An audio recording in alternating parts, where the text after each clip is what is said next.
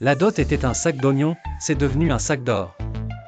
Il était une fois dans le village de la Rivière Tranquille, niché entre les vallées verdoyantes des Oliviers verts. Une contrée où les maisons en terre sourient aux vieux amandiers, et où les gens s'échangent des salutations chaleureuses sous un ciel clair. Un homme souhaita épouser la fille d'un homme pieux et de bonne réputation. Le père accepta et bénit le mariage pour une simple dot, un sac d'oignons. C'était modeste, mais le mariage fut célébré avec l'assentiment de tous au bord de la rivière dans la maison paternelle. Un an passa.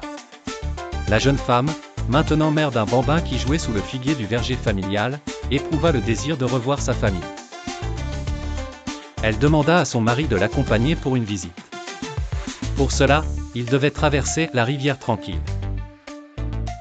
Tenant leur enfant, il la laissa derrière pour traverser seule. Malheureusement, elle glissa et tomba dans l'eau douce de la rivière. Quand elle appela à l'aide, il répondit « Sauve-toi, tu ne vaux qu'un sac d'oignons. » Mais Dieu envoya quelqu'un pour la sauver. Elle retourna chez ses parents et raconta tout à son père devant un auditoire stupéfait.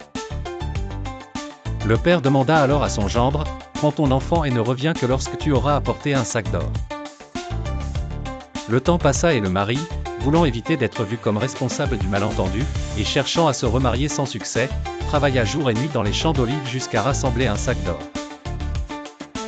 Quand il présenta le sac d'or à sa femme et à ses parents, le père accepta qu'elle retourne vivre avec lui.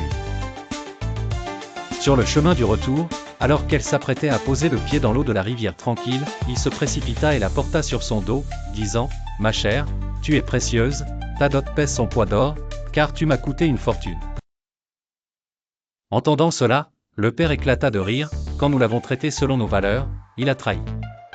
Mais en le traitant selon les siennes, il s'est amendé. La leçon à retenir, le comportement révèle la nature, et la loyauté réside dans la réciprocité des grâces, à la rivière Tranquille ou ailleurs. Pour sûr, si vous honorez les nobles, vous les gagnez.